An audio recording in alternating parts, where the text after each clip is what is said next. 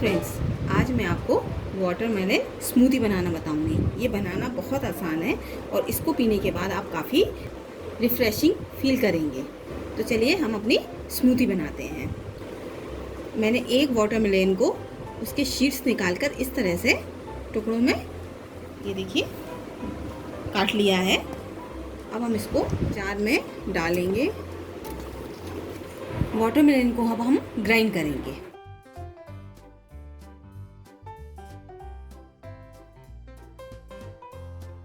ये देखिए कितने अच्छे से वाटरमेलन का जूस बन गया है। अब हम इसको स्ट्रेन करेंगे।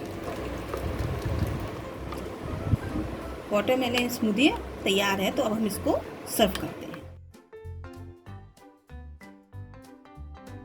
स्मूदी में हम थोड़ा सा चाट मसाला डालेंगे,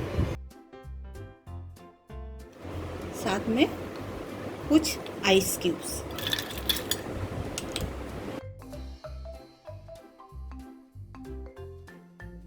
ये देखिए कितनी आसानी से हमारी वाटरमेलन स्मूदी तैयार हो गई है। आप इसको एक बार ज़रूर ट्राई कीजिएगा।